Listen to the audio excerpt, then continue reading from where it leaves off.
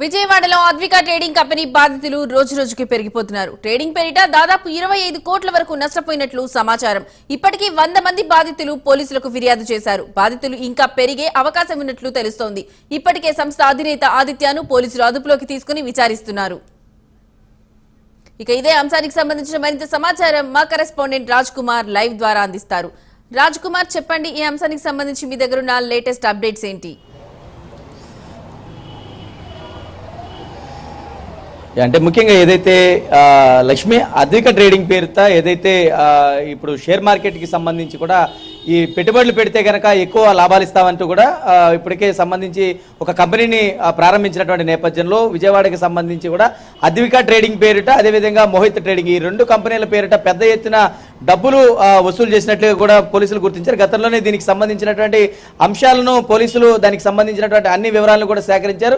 ప్రధానంగా తాడేపల్లి ఆదిత్య అనేటువంటి వ్యక్తి గుణదల్లో ఉన్నటువంటి ఒక కార్యాలయం ఓపెన్ చేసి దానికి మోహిత్ ట్రేడింగ్ అని ఒక కంపెనీ పేరు పెట్టారు. అదేవిధంగా అది తన కుమారుడి పేరుగా కూడా పోలీసులు గుర్తించారు. మరొక వైపు ఎల్ఐసి కాలనీలో ఒక ట్రేడింగ్ కంపెనీ ఓపెన్ చేశారు. దానికి పేరు అదేవిధంగా అద్విక ట్రేడింగ్. ఈ రెండు పేర్లు కూడా ప్రధానంగా కూడా ట్రేడింగ్ కంపెనీల్లో ప్రారంభించినటువంటి నేపథ్యంలో దాదాపుగా 20 మంది పైగా కూడా ఐఏఎస్లు అదేవిధంగా ఒక 10 మంది ఐపీఎస్ ఆఫీసర్లు కూడా వీరి దగ్గర డబ్బులు జమ చేశారనేటువంటి ఒక అంశాన్ని ప్రధానంగా కూడా పోలీసులు గుర్తించారు. దాదాపుగా 500 కోట్ల పైచీలకు వ్యయాన్ని ప్రజల దగ్గర నుంచి తీసుకోవడం, ఇప్పటి వరకు కూడా ఒక రూపాయి కూడా తిరిగి చెల్లించకపోవడంతో ఆందోళనకారులందరూ కూడా ఒక్కసారిగా కూడా అద్విక ట్రేడింగ్ను అదేవిధంగా మోహిత్ ట్రేడింగ్ను చుట్టుముట్టినటువంటి పరిస్థితి ఉంది. ఈ క్రమంలో ఏదైతే దాదాపుగా ఇప్పటికీ రోజులో ఉన్నటువంటి బాధితుల సంఖ్య 100 మందికి చేరింది. ఈ 100 మంది కూడా దాదాపుగా 25 కోట్ల రూపాయలు అందులో ఇన్వెస్ట్ చేసినట్లు కూడా తెలుస్తోంది.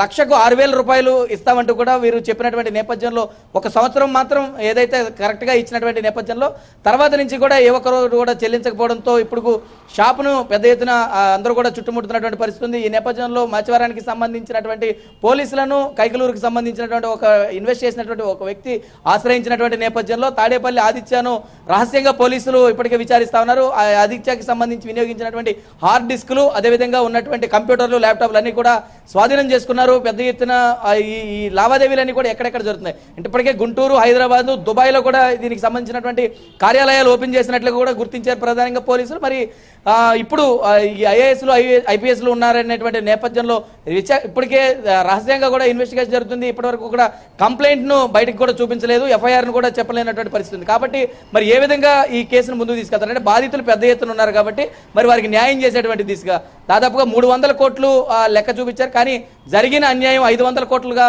దాదాపుగా తెలుస్తుంది. మరి ఇప్పటికే పెద్ద ఎత్తున ఒక సామాజిక వర్గం దగ్గర కూడా పెద్ద ఎత్తున డబ్బులు వసూలు చేసి ఆ సామాజిక వర్గ నేతలందరి దగ్గర ఉన్నటువంటి బ్లాక్ మనీని హవాలా రూపంలో ట్రాన్స్ఫర్ చేస్తానంటూ కూడా ఇప్పటికే చెప్పినటువంటి క్రమం కూడా వారందరూ కూడా తీసుకెళ్లి తాడేపల్లి ఆదిత్యను ఒక చోట ఉంచి దాదాపుగా దేహశుద్ధి చేసినట్లుగా కూడా పోలీసులు సమాచారం గుర్తించారు. అసలు ఈ డబ్బంతా ఎక్కడికి పోయింది, అసలు ఏం జరుగుతుందనే దానిపైన కూడా ప్రధానంగా ఆరాధిస్తా ఉన్నారు. మరి ఈ డబ్బంతటిని కూడా ఎక్కడికి తరలించారు? ఏదైనా షెల్ కంపెనీల రూపంలో మార్చినటువంటి పరిస్థితి ఉందా, లేదంటే ఎవరికైనా పెట్టుబడిదారులకు ఇచ్చారా, ఎందులోనే వేరే చోట్ల పెట్టుబడులు పెట్టారనేటువంటి దానిపైన కూడా ప్రధానంగా పోలీసు అధికారులు దృష్టి సారించబోతున్నారు. దీనిపైన ఒక ప్రత్యేకమైనటువంటి సిట్ బృందాన్ని ఏర్పాటు చేయాలని బాధితులందరూ కూడా కమిషనర్ను కలవబోతా ఉన్నారనేది కూడా ఒక వార్తలు వస్తూ ఉన్నాయి. మరి ఏ విధంగా ఈ కేసును ముందుకు తీసుకెళ్తారు? ఎందుకంటే ఇప్పటికే ఈ ట్రేడింగ్ కంపెనీల పేరుతో పెద్ద ఎత్తున ప్రజల దగ్గర నుంచి లక్షలు లూటీలు చేస్తా ఉన్నారు. అది కోట్ల రూపాయలు కాగానే వెంటనే బోర్డులు తిప్పేసినటువంటి పరిస్థితి కనపడుతోంది. బాధితులు పెద్ద ఎత్తున కడుతున్నారు. కానీ ప్రజలు కూడా దీని మీద అవగాహన పెంచుకోవాలనేది పోలీసులు చేస్తున్నటువంటి విజ్ఞప్తి.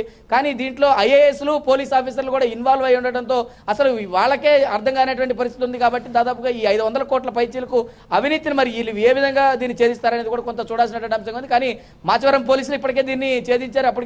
ఇప్పటికే దానికి సంబంధించినటువంటి ల్యాప్టాప్లు అన్ని కూడా స్వాధీనం చేసుకుని డేటా అంతా కూడా రికవర్ చేసేటువంటి పనిలో ఉన్నారు. కాబట్టి మరి చూడాలి ఈ రోజు ఏమైనా తాడేపల్లి ఆదిత్యకి సంబంధించినటువంటి వివరాలు ఏమైనా బయటకు తీసుకొచ్చినటువంటి తర్వాత మాచవరం పోలీసులు ఏమైనా దీనికి సంబంధించినటువంటి ఒక వివరాలు ఇచ్చేటువంటి అవకాశం ఉంది కూడా చూడాల్సినటువంటి అవసరం ఉంది. లక్ష్మి.